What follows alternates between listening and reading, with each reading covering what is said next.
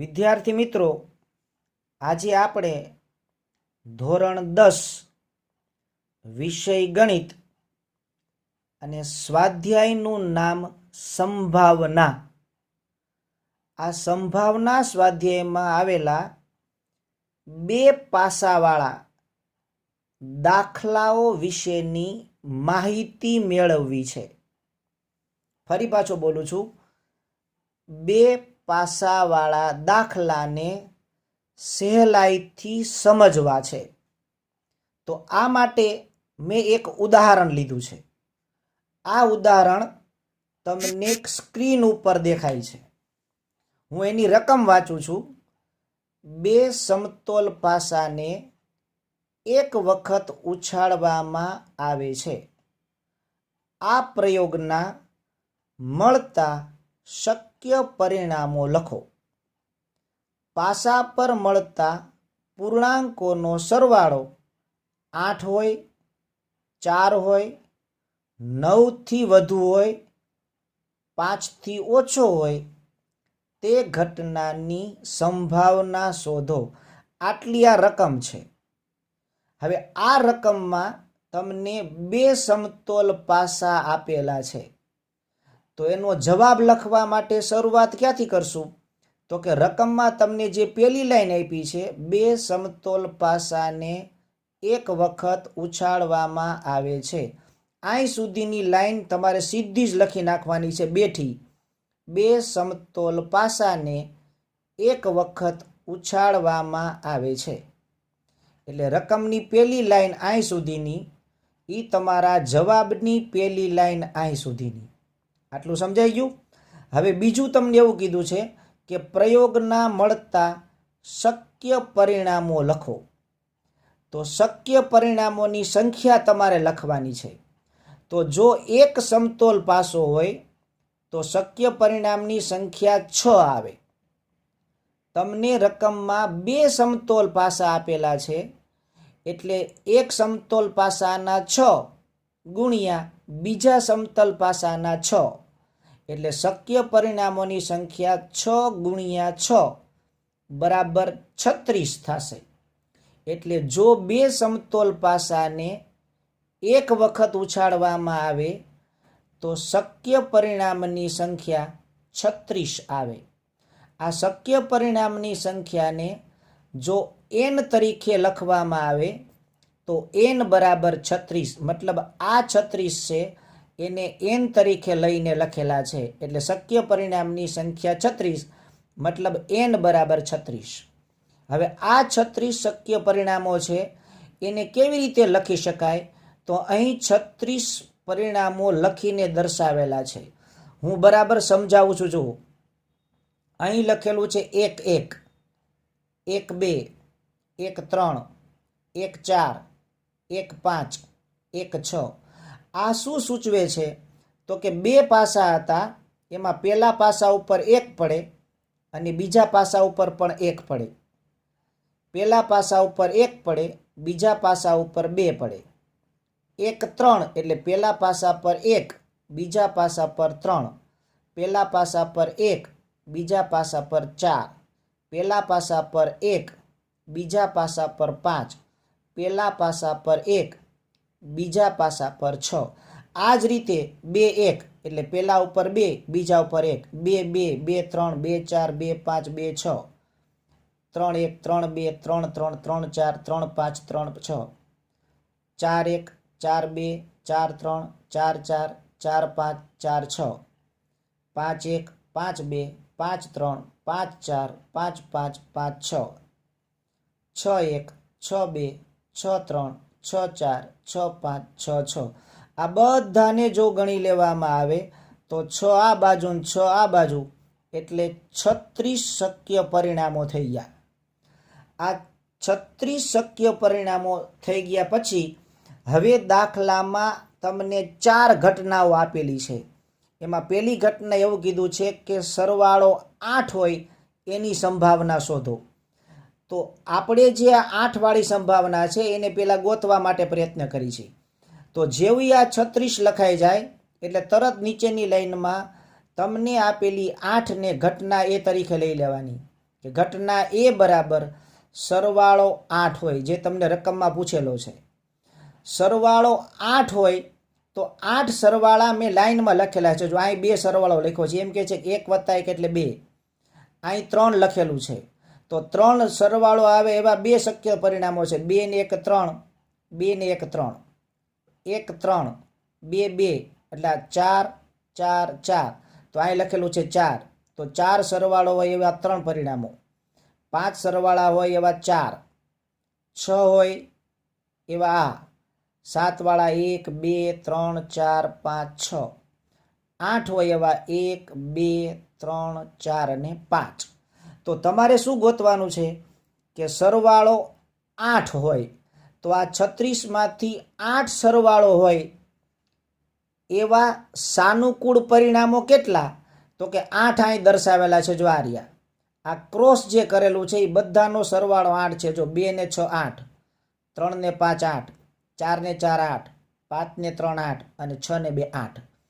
તો 8 હોય એવા સાનુકૂળ પરિણામો કેટલા? તો કે આ 1, આ 2, 3, 4 અને 5. તો નીચે લખી નાખવાનું સાનુકૂળ પરિણામની સંખ્યા. હવે સાનુકૂળ પરિણામ આખું ન યાદ રહેતું હોય તો તમે સાપ તરીકે દર્શાવી શકો છો. તો સાનુકૂળ પરિણામની સંખ્યા કેટલી થઈ? 5.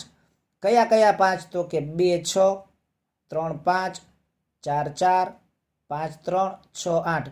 આ 36માં ગોતવા સરળ પડે એટલા માટે અહીંયા લખેલા છે સરવાળો 8, સરવાળો 9, 10, 11, 12, 7 6 5 4 3 2. તો 8 સરવાળો આવે એવા પરિણામો કેટલા છે? તો કે 5. તો નીચે લખી નાખો સાનુકૂળ પરિણામની સંખ્યા 5. જેમ શક્ય પરિણામને n તરીકે બતાવેલું છે એમ સાનુકૂળ પરિણામને m તરીકે દર્શાવી શકાય. તો સાનુકૂળ પરિણામની સંખ્યા 5 એટલે m બરાબર 5. તો હવે એ નામની ઘટનાની સંભાવના શોધવાની છે. તો સંભાવના માટેનો ઇંગ્લિશ શબ્દ છે પ્રોબેબિલિટી. તો પ્રોબેબિલિટીનો આ p લખેલો છે, p ઓફ a, એટલે એ નામની ઘટનાની સંભાવના બરાબર એનું સૂત્ર છે m/n. તો p ઓફ a બરાબર m. mની કિંમત છે 5, તો mની જગ્યાએ મૂકી દો 5 છેદમાં n. nની કિંમત અહીં દર્શાવેલી છે 36, તો 5/36. તો આ 5/36. તો સરવાળો 8 હોય એવી ઘટનાની સંભાવના 5/36 થાય. આવી જ બીજી ઘટના છે, સરવાળો 4 હોય. તો ઘટના b, તો કે ઘટના b બરાબર સરવાળો 4 હોય. તો આ 36માં 4 સરવાળો અહીં બતાવેલો છે. જો આ રહ્યો, કઈ કઈ જગ્યાએ 4 છે? તો 3 1 એટલે 4 થાય, 2 ને 2 4 થાય અને 3 ને 1 4 થાય. તો સરવાળો 4 હોય એવા સાનુકૂળ પરિણામો કેટલા? તો કે 1 2 અને 3. તો સાપની સંખ્યા 3, m બરાબર 3. બી નામની ઘટના છે એની પ્રોબેબિલિટી શોધવાની છે, એટલે p ઓફ b બરાબર m/n. એટલે p ઓફ b બરાબર m. mની જગ્યાએ મૂકી દીધી કિંમત 3 છેદમાં nની જગ્યાએ અહીંથી લઈએ એવા 36, એટલે 3/36. હવે જ્યારે છેદ ઉડાડવાનો થાય ત્યારે શું કરી છે કે આ જે 36 છે 3 છે એને 3 એકા 3 તરીકે લખી છે. નીચે 36 છે એને 12 તેરી 36 લખી છે. એટલે આ 3 અને આ 3 ઉડી જાય તો ઉપર વધે 1, નીચે વધે 12. તો p ઓફ b બરાબર 1/12. એ એવું સમજાવે છે કે જે ઘટનામાં સરવાળો 4 હોય તે ઘટનાની સંભાવના 1/12 આવે. એટલે 2 દાખલા સમજાઈ ગયા, 2 ઘટના તૈયાર થઈ ગઈ છે. આ સિવાયની 2 ઘટનાઓ તમને આપેલી છે. આ સિવાયની જે 2 ઘટનાઓ આપેલી છે એ 2 ઘટનાઓ હવે કઈ થઈ ગઈ? તો કે તમને એવું કીધું છે આ જગ્યાએ 9 થી વધુ હોય, મતલબ ઘટના c લેવાની છે કે ઘટના c બરાબર સરવાળો 9 થી વધુ હોય. હવે 9 થી વધુ હોય સરવાળો એવા સાનુકૂળ પરિણામો આ 36 માંથી કેટલા છે? તો કે અહીં લખેલા છે સરવાળો 9 જો આ રહ્યો.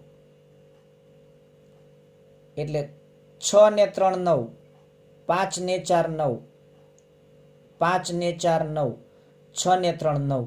એટલે 9 સરવાળો થાય એવા સાનુકૂળ પરિણામો આ બોક્સમાં કમ્પ્લીટ છે. જો હવે એને ગણી લ્યો. 1 2 3 4 આ 9 વાળા છે. તમને રકમમાં શું પૂછ્યું છે? 9 થી વધુ.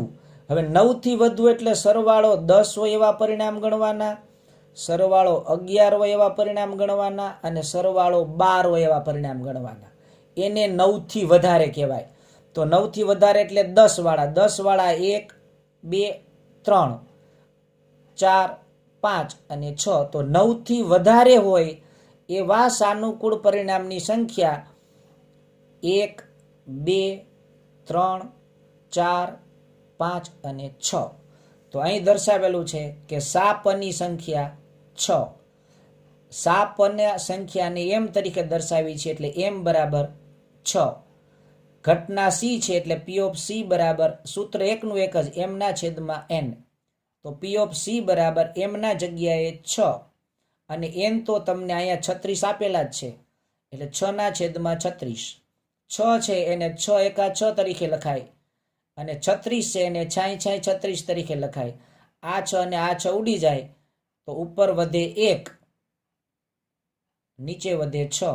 1 ના છેદમાં 6. તો પી ઓફ સી બરાબર 1 ના છેદમાં 6.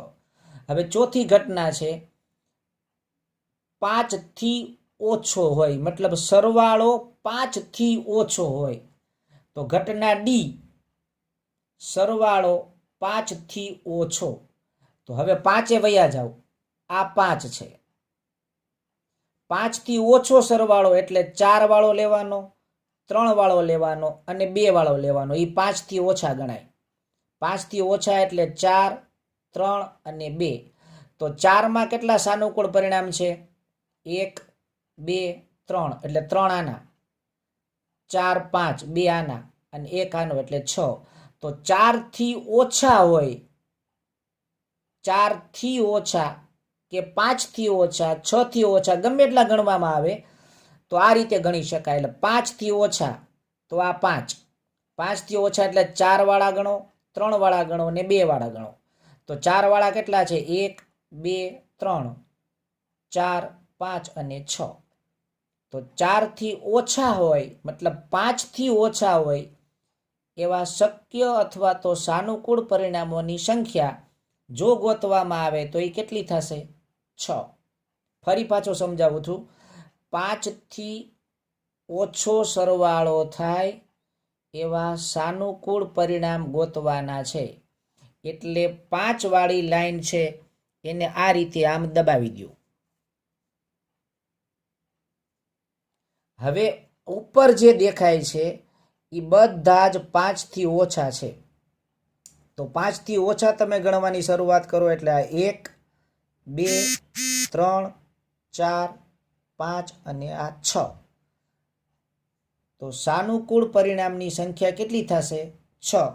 તો તમને બતાવેલ છે કે સાનુકૂળ પરિણામની સંખ્યા 6. સાનુકૂળ પરિણામને એમ તરીકે સમજી છીએ એટલે એમ બરાબર 6. ડી નામની ઘટનાની સંભાવના શોધવાની છે એટલે પી ઓફ ડી બરાબર સૂત્ર એનું જ એમના છેદમાં એન. તો પી ઓફ ડી બરાબર એમ, એમની કિંમત છે 6 તો એમની જગ્યાએ 6. એન તમને રકમમાં આપેલો છે 36 એટલે 36. 6 ના છેદમાં 36. 6 ને 6 એકા 6 તરીકે લખી શકાય. 36 ને 6 36 લખી શકાય. 6 6 ઉડાડી દો, ઉપર વધે 1, નીચે વધે 6. 1 ના છેદમાં 6. આ રીતે કોઈ પણ બે પાસાવાળા દાખલાને આ 36ની રીતે ગોઠવી આવી કોલમ કરી અને સરળતાથી સમજી શકાય.